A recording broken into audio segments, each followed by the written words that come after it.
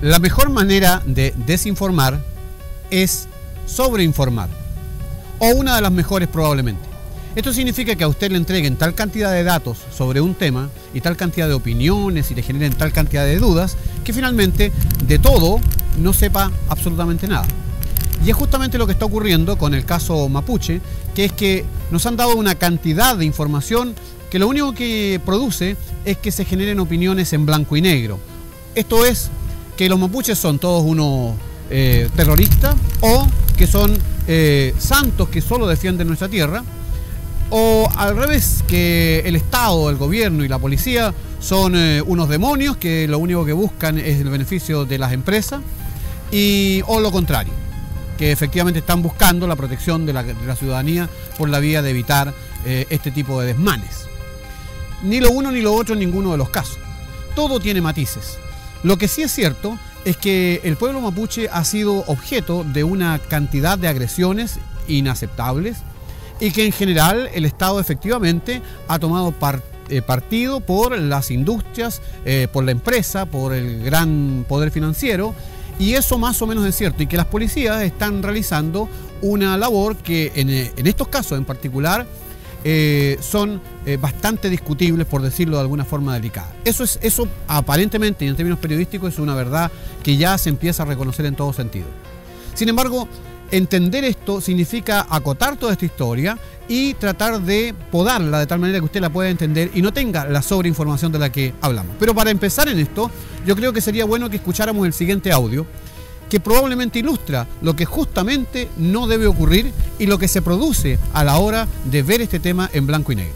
Hoy la crítica por el viaje de la Machi Francisca Linconao. Se arrancó. Noticia del día. Se está acusando, Sebastián. Pues, vamos a esperar si llega. Yo le voy a dar el margen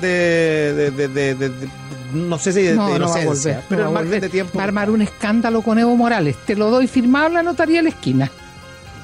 Es lo que ya se va a dar el rango de presa política. Y van a ir a buscar plata a Europa para pagarle la estadía en Bolivia. Espérate nomás. Y ahí va a tomar, ¿qué es lo que toman los bolivianos? Porque la vieja es alcohólica.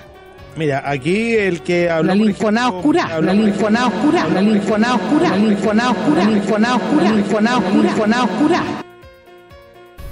Lo que usted escuchó es una opinión de la doctora Cordero emitida el 4 de enero de este año por Radio El Conquistador, que le da tribuna a personas como estas que... La verdad es que yo no sé lo que se toma en Bolivia, pero sí sé que en Chile se está tomando demasiada fluoxetina o probablemente algún alucinógeno de mala categoría o de mala calidad. Así es que lo que a mí me parecería sumamente conveniente es que hoy día la doctora Cordero y otros que opinaron exactamente igual, porque ella es simplemente la muestra de lo que está ocurriendo en general, pudieran dar cuenta de sus dichos y pudieran informarnos ahora qué piensan, por ejemplo, del caso de la Machi Francisca Linconao, que efectivamente volvió de Bolivia. La prensa, todo, que yo no iba a volver, que yo iba a estar, que yo iba a pedir asilo internacional, ayuda para estar en otro país. La Machi no puede estar afuera de su rehue. La Machi tiene que estar cerca de su rehue, de su blog, de su casa. Basta con eso ya, basta con la mentira de los carabineros, basta con todo estos montajes que le han poniendo todos los pueblos mapuches. Todos los mapuches encarcelados, son puras calumnias. Ya se sabe todo cómo trabajan los carabineros por el montaje todo. Dan la cara, soy persona inocente. Dan la cara, soy persona inocente. Dan la cara, soy persona inocente. En este video, ustedes se podrán dar cuenta cómo un funcionario de carabineros ingresa a una ruca que tenía la Machi, donde, como ella lo dice, son 3 mujeres solas las que están viviendo ahí. Y eso indigna porque ingresa un oficial, un personal de carabinero de civil, ingresa a la ruca, no se le permite entrar a ella y minutos después se dice, oh, aquí hay una arma hechiza, municiones, un pasamontaña, guantes, etcétera, etcétera. Bueno, evidentemente eso fue lo que estableció la defensa y lo que permite que en este caso, como en otras centenas de casos, todos procesados bajo la ley antiterrorista, hayan terminado con la absolución de cada mapuche que se procesó por esta ley.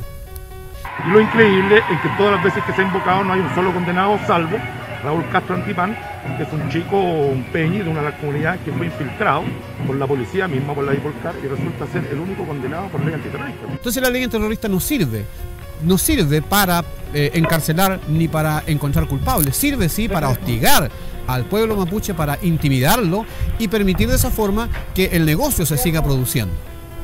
Hay solo un procesado bajo esta ley que es mapuche y que está preso, condenado en este sentido, y ese es Raúl Castro Antipán. Raúl Castro Antipán es un infiltrado confeso, que él confesó que Carabineros lo puso ahí para realizar desmanes que posteriormente se le iban a atribuir a mapuche, y además para culpar al pueblo mapuche y a 30 comuneros que fueron procesados gracias a sus dichos encapuchado, protegido, sin que nadie supiera quién era, y con eso se procesó a 30 comuneros que posteriormente salieron libres.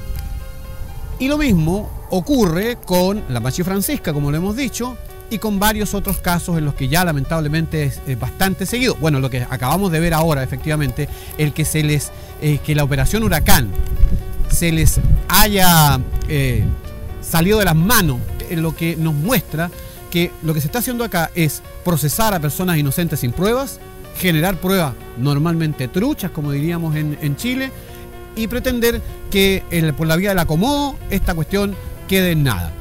Establezcamos que en la historia de Chile esto viene desde el siglo XIX, donde se asoló por la vía de ocupar el ejército para matar mapuche indiscriminadamente, tal cual como se hizo en Argentina.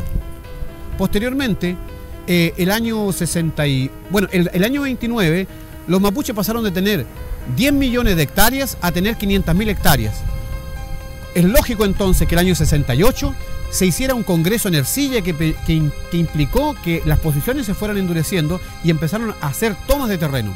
Pero vino el gobierno de Allende y les devolvió el usufructo de las tierras.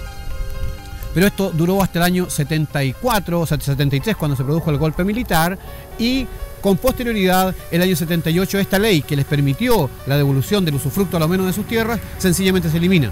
Pero en esa ley, por lo menos, se mencionaba a lo que era tierra indígena y ser indígena. El año 80, cuando se dictó la constitución de ese año, por supuesto que conocemos todos, ni siquiera se menciona la palabra indígena y mucho menos la palabra mapuche. Eso es, obviamente, meter la cabeza bajo la arena como el avestruz. Eso es una situación indigna y por lo demás falsa, porque efectivamente los mapuches existen y el ser indígena no tiene nada que ver con el ser occidental o el ser chileno de esta manera vista. Bueno, con posterioridad al año 90 se crea la CAM, el 93 se crea la CONADI y el 2000 se empieza a usar la ley antiterrorista y se usó solo para atacar mapuches. Esto implica que la ley antiterrorista, que es una ley antiderecho natural, que es una ley que borra todo lo que se ganó en la Revolución Francesa, imagínense, que tiene que ver con permitir que la igualdad ante la ley y además que una persona sea inocente hasta que se pruebe su culpabilidad. Eso se borra sencillamente con esta ley, que se modifica un poco pero que se crea en el gobierno militar y que posteriormente se usa con mucha comodidad en el gobierno y los gobiernos de la Concertación. Hay 19 mapuches muertos entre los gobiernos de Michelle Bachelet y Ricardo Lagos. Eso es inaceptable. En Chile tenemos un huracán, pero es un huracán de ambiciones. Un huracán que está producido por un remolino generado en el contubernio del poder político con el poder financiero que ya hace mucho rato que vienen dándonos este tipo de espectáculos lamentables. Tenemos un huracán, pero eso me hace recordar la frase feliz de un dibujante que ya no se encuentra con nosotros y que era justamente un dibujante del Mercurio, Renzo Pequenino, Lucas. Genial a pesar de todo lo que pudiera haber tenido de su historia personal. Y a pesar del Mercurio, obviamente. Él dibuja un árbol fantástico, un árbol monumental. Y abajo el árbol dice: gracias por los huracanes, porque estos han hecho más fuertes mis raíces.